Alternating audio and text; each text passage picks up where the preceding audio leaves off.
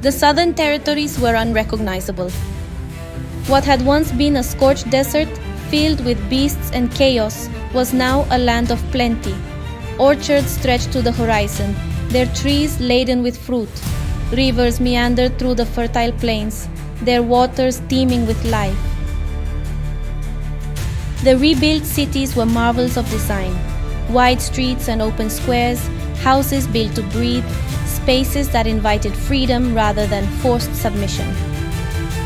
At the center of it all was Darinka's palace.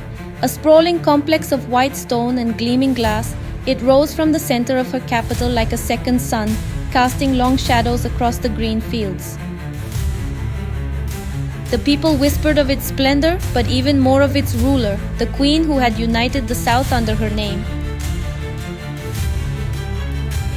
Darinka had abolished slavery, welcomed all who sought refuge, and restored the law of the goddesses. But her justice was merciless. The fear of divine retribution hung over the south like an unspoken truth, reinforced by the power that throbbed in the land itself. All the inhabitants knew what would happen to those who defied the laws of the goddesses because they had seen it firsthand.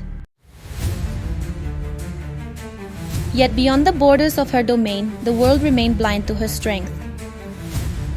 In the central kingdoms, the southern territories seemed ripe for conquest. The nobles saw only fertile lands and unguarded cities, their wealth unprotected by walls or armies. Greed made them reckless. The great hall of the noble's palace resounded with arguments. A council of 5 kingdoms, each represented by its wealthiest lords, met to discuss the conquest of the south. Ambassador Justin stood in the center of the room, his presence imposing but restrained. He had heard the whispers of his colleagues, traitor, coward, deserter. They questioned his refusal to rally the northern armies against Darinka, but they did not know what he knew. I will not take my forces to the south. Darinka wields powers beyond reason. You cannot stand against her. The room erupted in protest. She's just a woman with a crown. Their cities are defenseless. If she really had such power, she would have marched on us already. I have seen her power, my spies have seen it. You would do well to listen. If you go, the north will not come to your aid.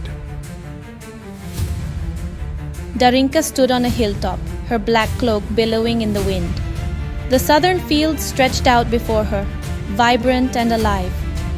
Beyond them, the army of the central kingdoms approached, a massive force of gleaming armor, banners, and steel. The goddess Rin appeared at his side, a figure of blinding light and impenetrable shadow. They underestimate you. They always do.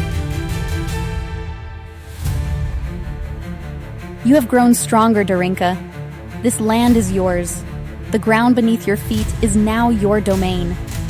Remember that. I will do that.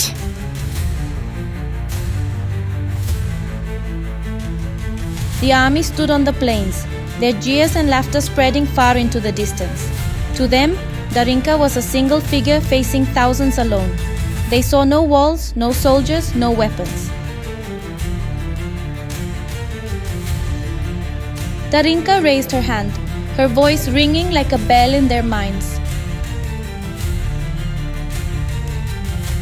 Come back or suffer the consequences. The boos turned to roars of defiance as the army began its march. The ground beneath their boots glowed with an eerie golden light. Horses reared, throwing their riders off their feet. Soldiers fell to the ground unconscious before they could reach her. Beasts of burden panicked, broke free, and scattered into the distance. Half the army was incapacitated before they realized what was happening. Darinka began to walk towards them, her steps slow and deliberate. Magic crackled in the air around her. visible as flashes of light and arcs of energy. A volley of arrows darkened the sky, but none of them hit their target. The arrows disintegrated before they could touch her.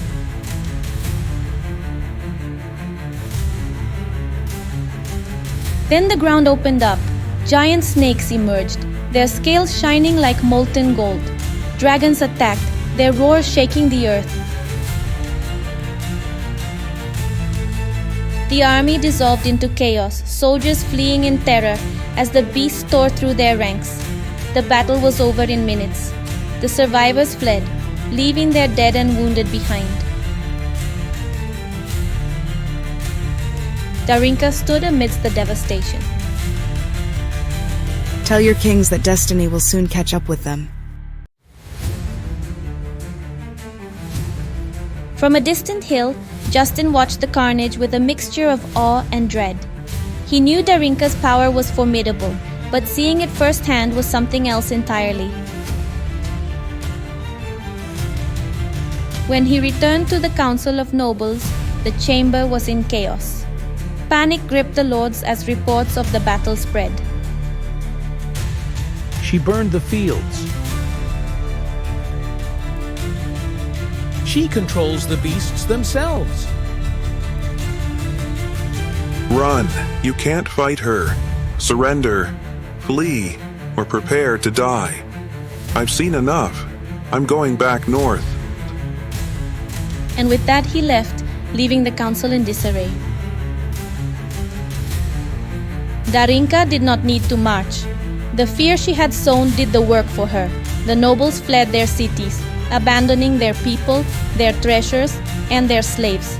Without resistance, Darinka absorbed the central territories into her growing domain. She burned the noble palaces to the ground, their ashes scattered to the winds as a warning. The people whispered her names: the sorceress queen, the voice of the goddesses, the ruthless queen. Half of the 1,000 kingdoms knelt before her, though many did so more out of fear than devotion. In the south, the cult of the goddesses grew. Their temples rose along with Darinka's domain. But in her heart, the queen did not carry joy, only the weight of her mission and the burning desire for justice. The world could no longer ignore her. The next phase of the war was about to begin. The Great War has begun. Now Darinka will face her greatest challenge. Join us in the Tsar of War, the next chapter of this story.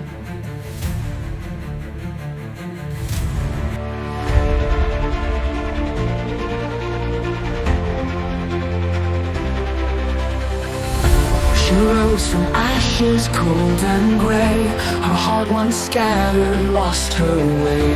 From broken vows and endless tears, she forged a path to quell her fears. Injustice marred her every stride. With every breath she turned the tide. The chains that bound